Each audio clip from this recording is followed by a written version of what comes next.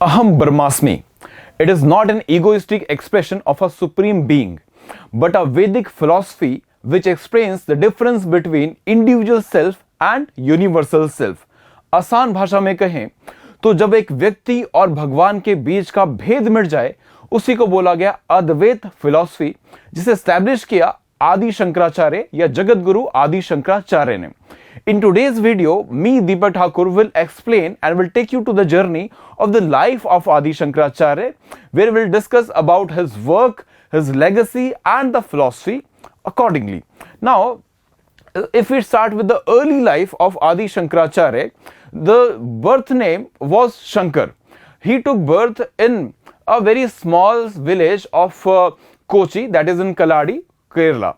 Now यहां से वो जो जर्नी स्टार्ट हो गई आदि शंकराचार्य की, या उस शंकर की जो आगे चल के आदि शंकराचार्य बनने वाले हैं, वो हमें बहुत अर्ली फेज में ही दिखनी शुरू हो जाती है. जैसे कि 2 साल की उम्र में ही वो अपनी लैंग्वेज पे प्रोफिशिएंसी एस्टैब्लिश कर लेते हैं. एंड जब उनके पेरेंट्स देखते हैं कि he is quite proficient and he is very good studies, तो उनको वो हायर स्टडीज या बेसिकली आगे चल के 5 साल की उम्र में उनका उपनयन संस्कार किया जाता है.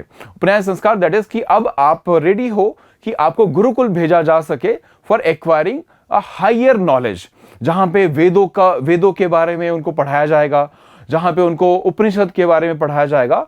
और ये देखा गया कि बाकी बच्चे जिसको समझने में पढ़ने में 12 साल ले रहे हैं, 15 साल ले रहे हैं, उस सारी स्टडी को, उन वेदों को उच्चारण, ना सिर्फ उच्चारण बट उनको समझना और याद कर लेना शंकराचार्य के लिए या शंकर के लिए बहुत ही मामूली काम दिखाई दे रहा था. In a very small spell of time he was not become the exponent of Vedas, but along with that he was able to memorise and elaborate and analyse the various other shastras और उपनिषद और वेदांतास. ठीक है, उसको उसमें उन्होंने एक्सपर्टीज एस्टैब्लिश की. Now, with this expertise and under the able guidance of his guru, that is Govindacharya, वो अपनी जर्नी में आगे बढ़ते हैं. जब उनके गुरु उनको बोलते हैं कि अब आपके पास जो ये एक्वायर्ड नॉलेज है इसको आप स्प्रेड कीजिए, आगे भी लेके जाइए, तो फिर वो एक जर्नी शुरू करते हैं जो कि through out the Indian territories जाती है. नाउ एक इंटरेस्टिंग बात इसमें देखने को ये भी आई कि जहां जहां पे शंकराचार्य गए, आज के कॉन्टेक्स्ट में अगर हम देखेंगे तो एक इंडिया का जो नेशनल मैप है या जिसको हम नेशनल आइडेंटिटी से जोड़ते हैं, वो नेशनल मैप जो है वो ऑलरेडी उन्होंने एस्टैब्लिश कर दिया था through his journey. Now, going forward to his journey and his visit to the various areas, he visited Dwarikas, he visited the Himalayas also, where he eventually visited the Amarnath, Badrinath areas. And यहाँ पर उनका जो interaction हो रहा है वो सन्यासियों से हो रहा है, वो अलग अलग फिलॉसफी से हो रहा है, चाहे वो संख्य हो, चाहे वो चार्वकास हो, चाहे वो आजीविकास के प्रोपोनेंट्स या उनसे जुड़े हुए लोग हैं, या ब्रह्म, या फिर साथ ही बुद्धिस्ट थॉट से भी वो बहुत ज्यादा इंटरेक्ट करते हैं. अब इस सारी इंटरेक्शन में कई बार ये इंटरेक्शन डिस्कशन, डिबेट, आर्ग्यूमेंट का भी रूप लेती है. And that has always been seen कि इंडिया में there is a very vibrant tradition of argumentation also. Now उसी को आगे बढ़ाते हुए शंकराचार्य एक ऑफर देते हैं, या वो इसको एक स्टेप आगे लेके जाते हैं इस आर्गुमेंटेटिव आइडिया को, जहां पे वो कहते हैं कि भाई अगर आप मुझे कन्विंस करने में अगर आप मुझे कन्विंस कर लेते हैं रिगार्डिंग योर फिलॉसफी, चाहे वो चार्वाक की फिलॉसफी हो, चाहे वो बुद्धिस्ट फिलॉसफी हो, तो मैं आपके फेथ को फॉलो कर जाऊंगा. ना सिर्फ फॉलो करूंगा बट उसका डिसाइपल बन जाऊंगा, मैं आपका खुद का डिसाइपल बन जाऊंगा. बट अगर आप कन्विंस नहीं कर पाए मुझे और मैं आपको कन्विंस कर लेता हूं, तो आपको मेरी फिलॉसफी, या जिसको अद्वैत वेदांत बोला जाएगा आगे जाके, हम जिसको भी डिस्कस करेंगे अद्वैत सिद्धांत, देन उसको भी आपको मानना पड़ेगा. और ना सिर्फ मानना पड़ेगा बट आप उसमें मेरे साथ मिलकर उसे और एक्सपोनेंशियली स्प्रेड करेंगे. अब यहां इस जर्नी में हमें देखने को मिला उन्होंने बहुत सारे एक्सपेरिमेंट्स को कन्विंस किया, अपनी डिबेट्स के थ्रू जीता, और वो सभी उनके फेथ के साथ जुड़े. इसको इस वे में भी प्रेजेंट किया जाता है, that is he led to a movement because माना जाता है कि जो शंकराचार्य का जन्म है वो 7th century 8th century AD में रहेगा। एंड उसके बाद ये जो ट्रांसफॉर्मेशन है कि जो बुद्धिस्ट मेजॉरिटी पॉपुलेशन हुआ करती थी इस इंडियन सब कॉन्टिनेंट में, वो कैसे चेंज हो रही है टुवर्ड द हिंदुज्म या वैदिक ट्रेडिशन की तरफ कैसे वापस लौट रही है। नाउ इस सारी डिबेट में एक बड़ा एग्जांपल अगर हम बात करें तो एक बड़ी या ग्रेट डिबेट कंसीडर की जाती है जहां पे शंकराचार्य फाइनली पहुंचते हैं to the Madhya Pradesh area in where he basically has interacted with the chief purohit of a one important kingdom of that area that is referred as Mahishmati. Now Mahishmati में जब उनका इंटरेक्शन होता है तो वहां पे उनके जो चीफ पुरोहित हैं that is Mandan Mishra. Madan Mishra is not only the chief Purohit, but he was considered to be the exponent of the very important sect that is पूर्व मीमांसा। पूर्व मीमांसा से जो है वो एक कर्म कांडी एक फेथ सिस्टम या बिलीफ सिस्टम माना जाता है जहां पे you have lots of rituals, lots of ceremonies and through those ceremonies you try to impress upon the god and try to get the blessings. Now here he has a argument with with the Mandan Mishra also, and this argument was so deliberately explained to understand the various exponents or various kind of technical details about these two philosophy। जहां पे आदि शंकराचार्य वैदिक philosophy में अद्वैत को promote करते हैं या उसको एक्सप्लेन करते हैं, उसी तरफ दूसरा उसका काउंटर जो है वो मंडन मिश्र देते हैं in the form of the other idea that is the मीमांसास और the पूर्व मीमांसास। नाउ जब ये दोनों इंटरेक्शन चल रही है तो फाइनली द आइडिया वाज कि जो दूसरे को इंप्रेस कर लेगा वो कन्वर्ट हो जाएगा या फिर उस फेथ को फॉलो करेगा और डिसाइपल बन जाएगा। नाउ हम इसलिए भी इस डिबेट की बात कर रहे हैं क्योंकि जब इस डिबेट में आदि शंकराचार्य ना सिर्फ मंडन मिश्र को हराते हैं बट साथ ही उनकी जो वाइफ है उनको भी वो इस पूरी डिबेट में, क्योंकि वो भी साथ देती है मंडन मिश्र का, और उनको भी वो फाइनली हरा देते हैं। और इसके बाद दोनों ही जो हैं वो आदि शंकराचार्य के जो फॉलोअर्स या डिवोटीज बन जाते हैं, उनके साथ साथ फिर आगे की जर्नी में वो चलते हैं। एंड मंडन मिश्र आगे चल के ये नाम हमारे लिए इंपॉर्टेंट होने वाला है because he will be given the responsibility by Adi Shankaracharya to take one of the region or to lead one of the region among the other 4 regions, इनको अभी हम बात करें, इसको हम बोलेंगे मठ। Now going forward from this debate, now finally let's talk about the philosophy itself, that is Advait Vedant। Now Advait Vedant, as we said कि भी it talks about the non duality, कि कोई भेद नहीं है, कोई फर्क नहीं है एक इंडिविजुअल में और एक सुप्रीम बीइंग में या फिर देवता या भगवान में। ना वो फर्क अगर है कुछ तो ज्ञान का है। देन ही सेज कि it is all about the agyan which we have, and if you are able to get that kind of a gyan then there will not be any difference और we will be able to realise that there is no difference between the two, that is non duality. Now इसको वो और elaborate करते हुए बताते हैं कि जो आपको ये सारा व्याप्त संसार दिखता है ये और कुछ नहीं, इट इज ऑल माया। इस माया के जाल से जब आप इस माया के जाल को जब समझ जाते हैं या जब आप समझ जाते हैं this is all illusion, then you understand that is all what you have is the ultimate reality, that there is no difference between you and the god, it is all the ramification of this supreme being.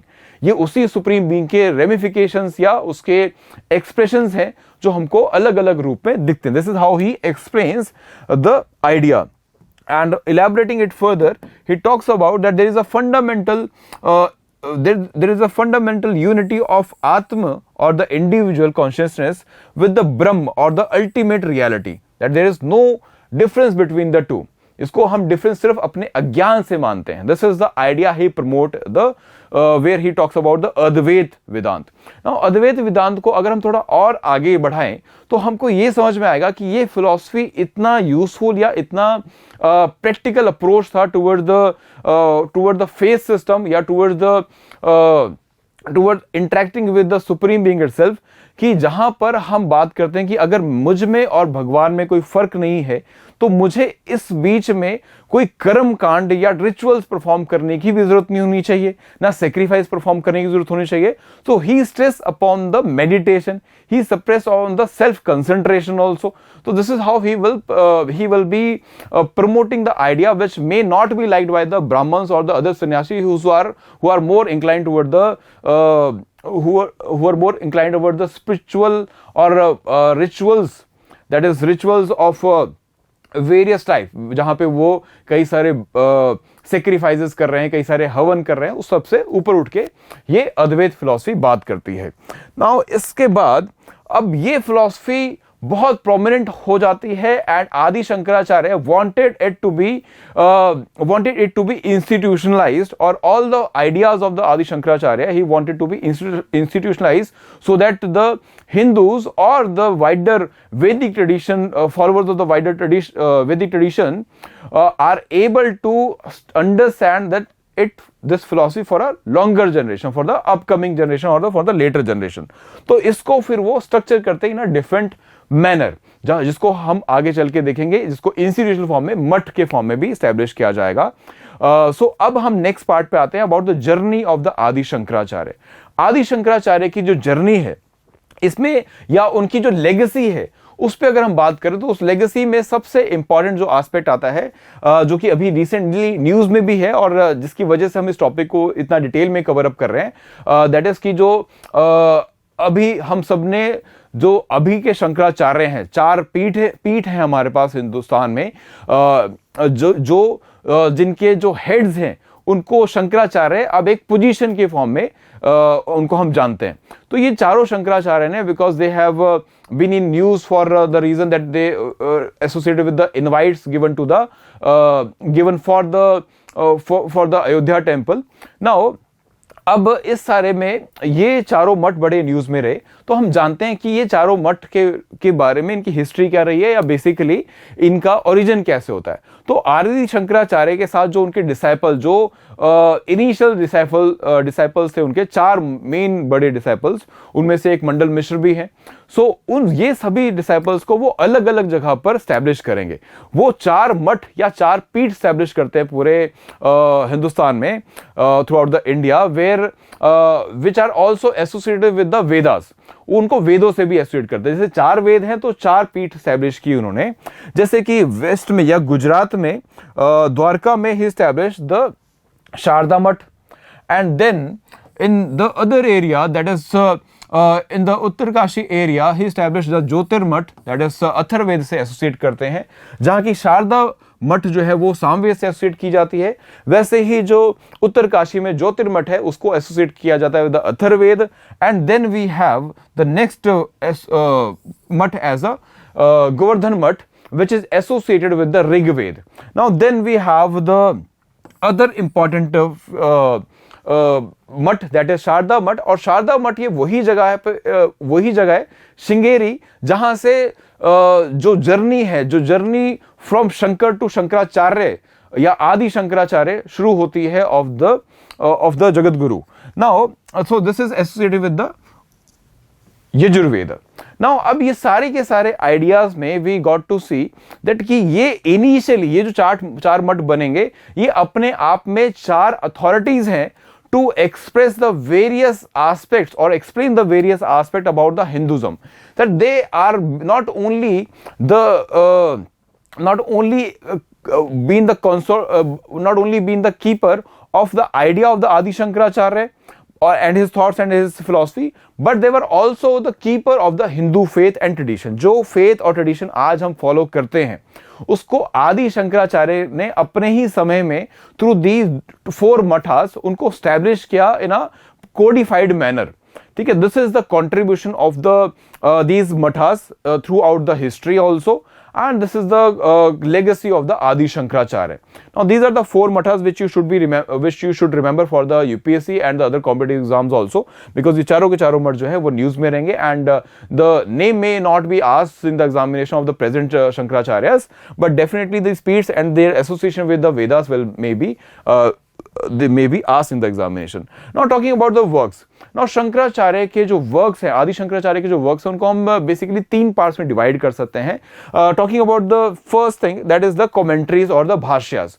भाष्यास मतलब कि वेदों के ऊपर उनकी जो commentary या उनका expression जो उन्होंने दिया. उपनिषद के ऊपर भी उन्होंने जो 10 उपनिषद के ऊपर उन्होंने काफी डिटेल्ड भाष्यास या कमेंट्रीज लिखी है. First part. Then second part will talk about the prakaranas जो है, that is about the various ideas associated with the Adi Shankaracharya's philosophy itself, and especially the Advaita Vedant. Then we have the third part, that is meditation, जो कि mainly associate किया जाता है, जो उन्होंने कई सारे सूत्र या श्लोक establish किए या बनाए about the meditation, about the chanting, about taking people to the highest level of the self concentration. So this is the 3 parts which we are going to elaborate now.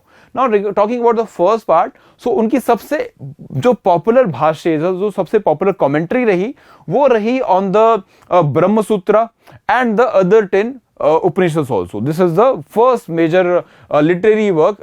Otherwise it is said कि भाई he wrote or he composed or compiled around 300 works. ठीक है, अलग अलग sources में अलग references आएंगे. There are some sources will say 119 works and otherwise there will be some sources will say about 300 works. But for our exam purpose we can specifically talk about the 3 important aspects as we have categorized here. So first is regarding the commentary, that is bhashya, and usme he write the commentaries on the Brahma Sutra and then the Upanishads, and then he also made various kind of he wrote various commentaries on the Bhagavad Gita also. This is the first part of our understanding, and in तीनों को अगर हम मिला लें तो this is being referred by a specific term, that is Prasthanatranya. Now अब इसके बाद talking about the second work, that is the book dealing with the various aspect of the Vedant, specifically the Advaita Vedant, जैसे अभी हमने बात किया. So इसमें भी we have various kind of granthas or the compilations which have a detailed understanding of this philosophy, and there is a list of examples for that also. Now moving to the last part, that is his last association, that is regarding the sutras, which is the meditation, that is they are the meditation mantras. तो वो सारा भी हम यहाँ पे elaborate करते हैं in this particular manner, जहाँ पे it talks about the prayers, and not only the prayers, because prayers तो वेदास में भी हैं, but he talks about कि उन प्रेयर्स को कैसे आप मंत्रों की फॉर्म में एक्सप्रेस कर सकते हो to have a direct contact with your god, और to have a direct connection with your God. This is the 3 works which we talk about. Now these are the major concerns or major aspects of his life, legacy, and the work which we need to cover. Now just this remind me of the very important aspect of this topic itself, because this is in news for around 2 years now.